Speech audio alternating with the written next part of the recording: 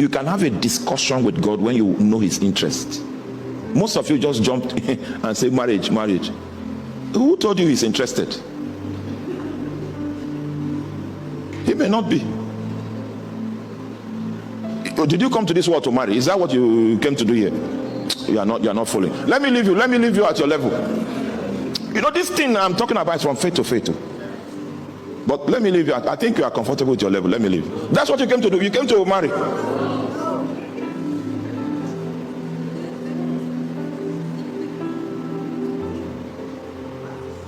A woman was barren.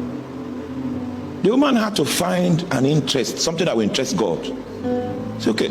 You see, there's corruption in your priesthood. Can you bless this womb to give you someone that will stand before you faithfully? So she tied her need to his interest. You just wake up and say, marry. If by 37 I'm not married, I assure you will not be married. Why does he want to get involved? Well, oh, I'm not a pastor. Sorry, I'm not a pastor. Sorry. I just decided to be myself for a moment. Why should he be interested? That you want to get married because you came here to marry. That you want a child because you came here to give birth to children. That's what you came here to do. He's not interested. That you want dollars to begin to flow. That's what you came here to do, to make dollars. And in the pursuit of dollars, many people have overthrown their destinies. That's what you came here to do.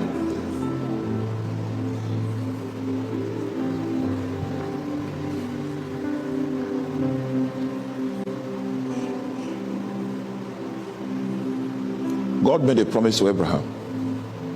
Are you there? Someone came to me to pray for him, bless him, that he was relocating to a certain place. I said, that's not how to do it. Why will God be involved in this relocation? What will he gain? Are you the first person that relocated? I don't have spare prayer to waste. It's a waste of prayer. The way we do it, you go before God in prayer until, you see, you know God is king. The fact that you are praying doesn't mean he's interested. He will only respond to you when he wants to respond to you. If he realizes that he will get glory, that means you need to learn how to wait. You are in a hurry, you will never hear God. He will show you at every strand of his dealings carries the touch of his majesty.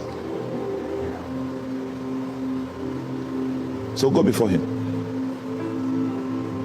If you can convince him to make a promise, then there is a platform for interaction.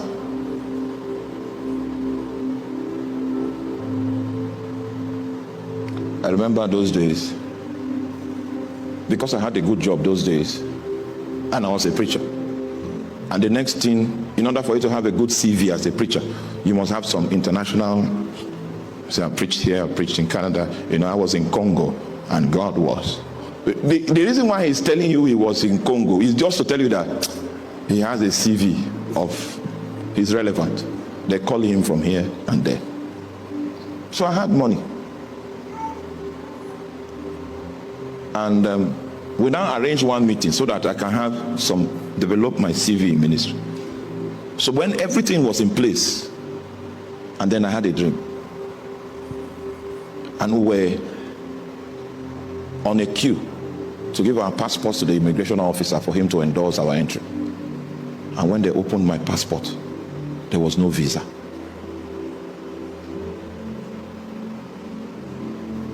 Then I woke up and I began to pray. And when I began to pray, God now spoke to me and said, the fact that you have money to pay your way around doesn't mean that I sent you. I'm not in that your trip. You are the one in it. What makes you think I will be interested? From that day, I never sought to travel anywhere again. And I became diligent to ensure that God would be interested in the things that I'm doing. And the way to achieve that is to know what he's doing.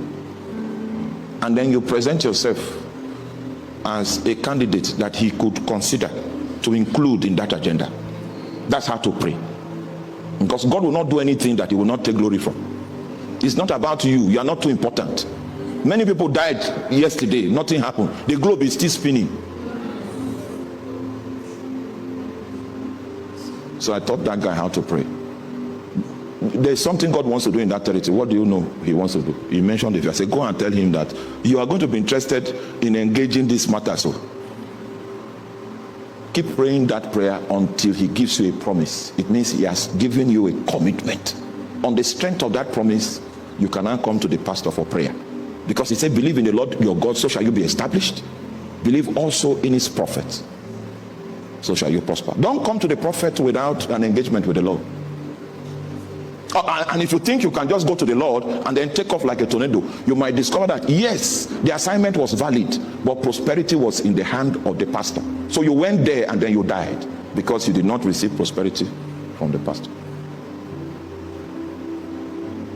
It was hard, but that's my own way. In the morning I confront you with truth, and then if you want to follow it, at least my own responsibility has been accomplished. That's the first platform. The second platform is the fact platform. There are things that God has already paid for, and their realities litter the realm of Christ. He was wounded for transgression. That reality is there because the fact of his wounds is a spiritual fact. It cannot be reversed. So what the wounds produce, they are still available. Are you with me? So it will take faith for you to connect with that reality. He was bruised for iniquity.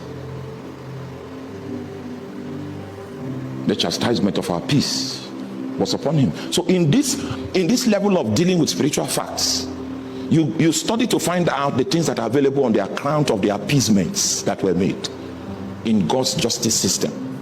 This is where ignorance becomes an object of destruction for a believer, because you can suffer in areas that payments have already been made, and no matter how you like a commodity, you don't pay for it twice.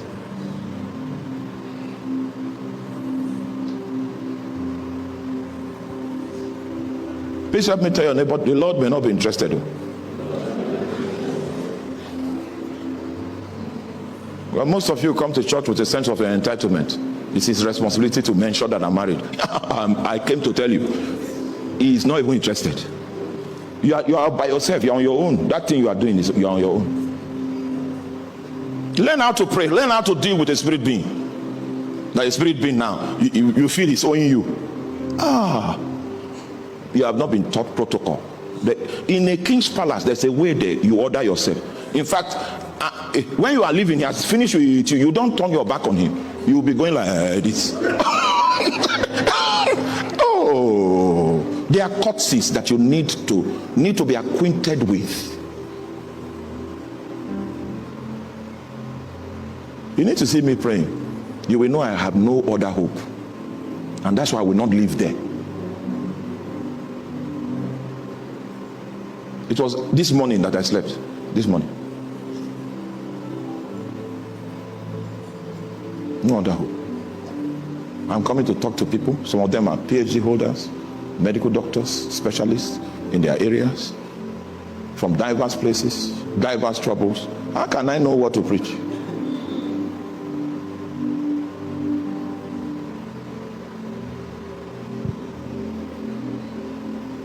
They may not be interested. So you deal with him based on his own promise. You can also deal with him based on his facts, on spiritual facts. So that's what is captured in the book of Isaiah chapter 53, spiritual facts.